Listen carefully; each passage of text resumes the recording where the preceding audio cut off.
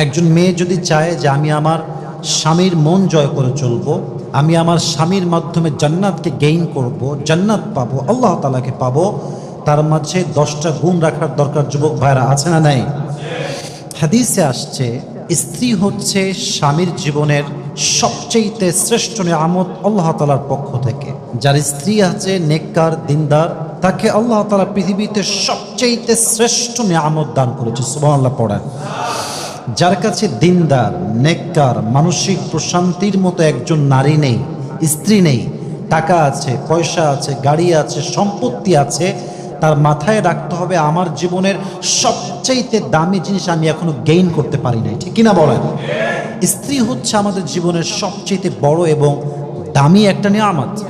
আজকে আমরা জানবো 10টি গুণ এমন, যে 10টি গুণ প্রত্যেকটা নারীর রাখা উচিত। প্রথম গুণ যেটা প্রত্যেকটা মেয়ের থাকতে হবে, সেটা হচ্ছে প্রত্যেকটা স্ত্রীর প্রত্যেকটা দোয়ার পরে, প্রত্যেকটা নামাজের পরে তার দোয়াতে এই দোয়া করা উচিত যে আল্লাহ তুমি আমার স্বামীর জীবনে বরকত দান করো, আমার সন্তানকে বরকত দান করো, আমার পরিবারে বরকত দান করো, আমার শ্বশুর শাশুড়ি নেক হায়াত দান করো, পরিবারটাকে তুমি বরকত দ্বারা পরিপূর্ণ করে দাও। প্রত্যেকটা যোগ্যতা সম্পূর্ণ ওয়াইফ, একজন আদর্শবান ওয়াইফের তার পরিবারের জন্য দোয়া করার দরকার। যুবক ভাইরা বলেন তো সবাই, makes supplication for her entire family. প্রত্যেকটা আদর্শবান স্ত্রী তার পরিবারের জন্য দোয়া করবে। আল্লাহ আমাদের প্রত্যেকটা বোনদেরকে তৌফিক দান করুন। সকলেই মন খুলে পড়েন আমিন।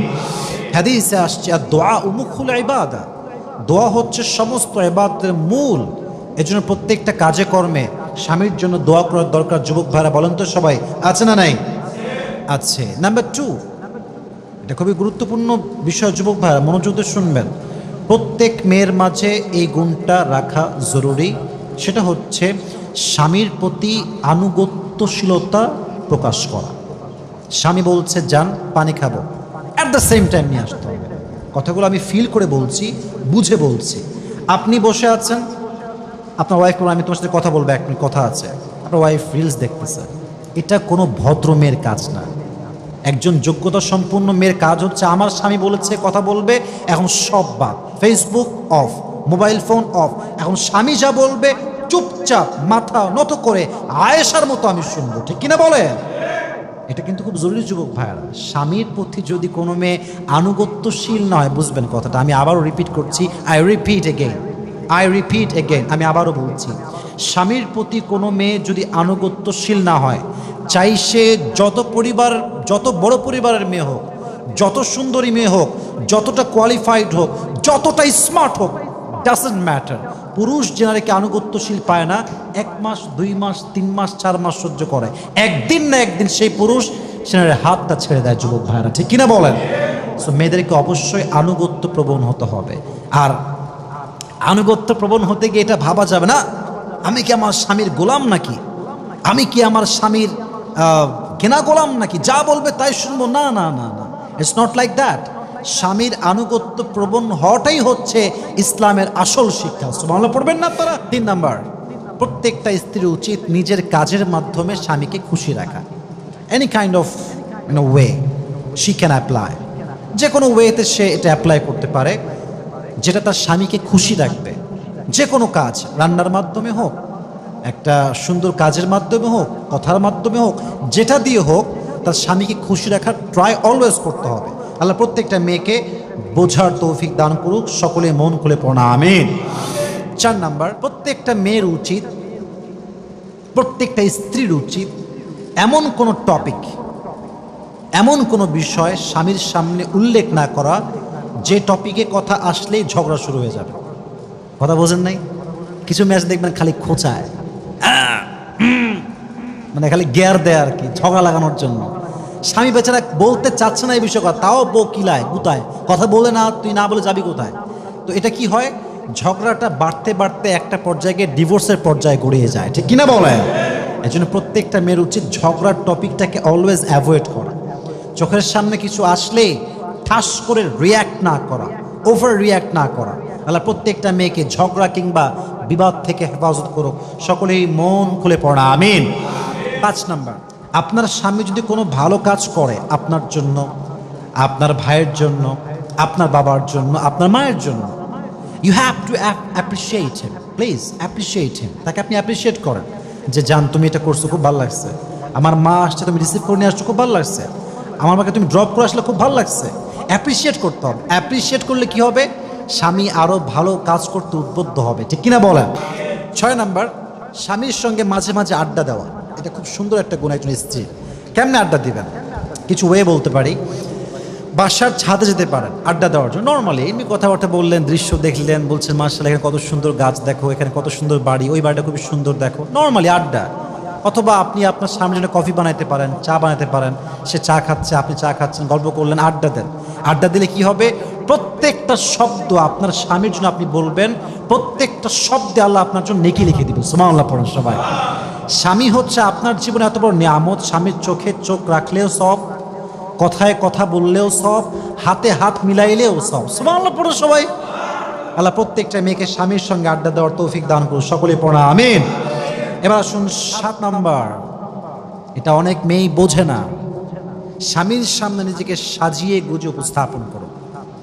আমি আবারও বলছি, আই রিপিট এগেইন, স্বামীর সামনে নিজেকে সাজিয়ে গুছিয়ে উপস্থাপন করো। অনেক মেয়ের মাঝে একটা ভুল ধারণা আছে, আরে আমার স্বামী তো আমার সব দেখেছে, সবই তো জানে আমি কেমন মেয়ে, কই থেকে আসছি, কেমনে থাকি, এত সাজার কি দরকার, আরে যা আছে তাই পরে থাকি।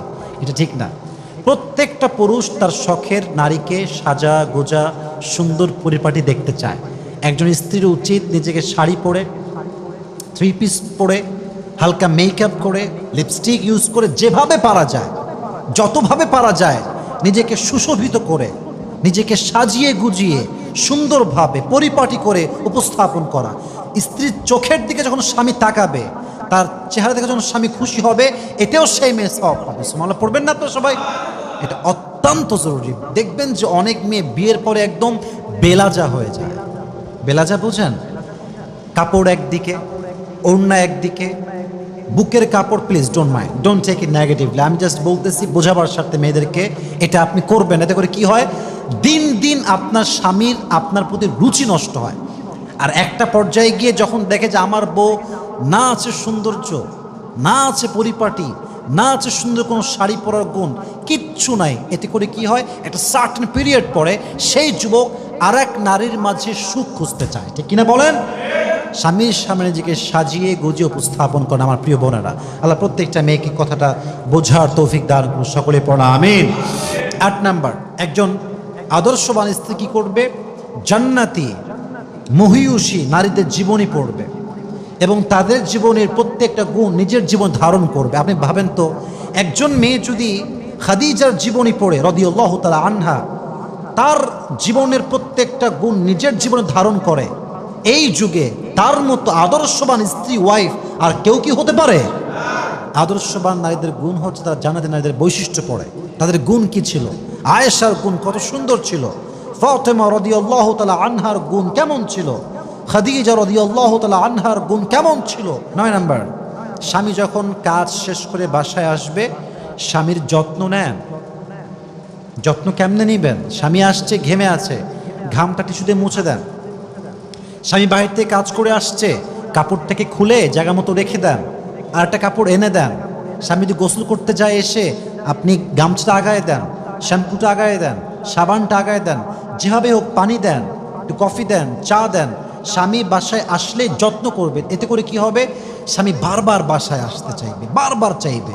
যেই বউগুলো খাইস্টার জীবনেও যত্ন করে না, ওর স্বামী যদি সকালে বাইরে বের হয়, রাত 2টার সময় বাড়িতে আসে। একটা কথা মাথায় রাখবেন, যাদের বউ ভালো, আমি আবারও বলছি, যাদের বউ ভালো, তারা মাগরিব পরে বন্ধু বলে, এই বন্ধু থাক, বন্ধু গেলাম, আল্লাহ হাফেজ, বাসায় যেতে হবে, অনেক কাজ। আর যার বউ খারাপ, রাত 2টা বাজে আর বন্ধু যাবে, এই দোস্ত থাক, চলে, এই থাক, কই যাচ্ছিস রে, থাক এখানে। কারণ কি? বউ খারাপ, যাবে না বাড়িতে। এই জন্য বউ ভালো হলে মানুষ বাড়িতে যেতে মন চায়, ঠিক কিনা বলেন যে বউ ভাইরা? এই জন্য আমি সবসময় বলি, বউ এবং কাজের জায়গা এমন হওয়া উচিত যেন বারবার যাইতে মনে চায়। যার জীবনে বউ খারাপ, আবার চাকরির জায়গাও খারাপ, ওর জীবন এমনিতে জাহান্নাম হয়ে যায়, ঠিক কিনা বলেন? আল্লাহ প্রত্যেকটা নারীকে বাসায় আসার পরে স্বামীকে যত্ন করার তৌফিক দান করুক, সকলেই মন খুলে পড়া আমিন। 10 নাম্বার, আল্লাহ তাআলা আপনাকে বিশেষ কোনো গুণ দেয়। যেমন একজন মেয়ের কণ্ঠ সুন্দর, সে ভালো গজল গাইতে পারে, ভালো কোরআন পড়তে পারে, এমনি হালাল গান গাইতে পারে, স্বামীকে ইমপ্রেস করা, ওইটা দিয়ে ইমপ্রেস করা। আচ্ছা, একজন মেয়ে ভালো শাড়ি পরতে পারে, সুন্দর করে পরিপাটি করে গুছিয়ে পড়তে পারে, ওইটা দিয়ে আপনি ইমপ্রেস করেন। একজন মেয়ে ভালো লিখতে পারে চিঠি, আপনি চিঠি দিয়ে ইমপ্রেস করেন। একজন মেয়ে রান্নার গুণ খুবই ভালো, সে সালাদ খুব ভালো করতে পারে, সে কফি খুব ভালো করতে পারে, সে গরুর গোস্তের রেসিপি খুব ভালো পারে, সে চটপটি করতে খুব ভালো পারে, তার একটা গুণ হচ্ছে ফুচকা করতে ভালো পারে। যে কোনো গুণ যদি আপনার থাকে, রান্নার গুণ হতে পারে, খাবারের গুণ হতে পারে, আপনার কোনো পোশাকের গুণ হতে পারে, যে কোনো গুণ দিয়ে আপনি ইমপ্রেস করার ট্রাই করেন। যত ইমপ্রেস করবেন আপনার স্বামীকে, আপনার স্বামী আপনাকে তত বেশি ভালোবাসবে, ঠিক কিনা বলেন? আল্লাহ প্রত্যেকটা মেয়েকে এই 10টি গুণ নিজের জীবনে ধারণ করার তৌফিক দান করুন। সকলেই আমরা মন খুলে পড়ছি, আমিন।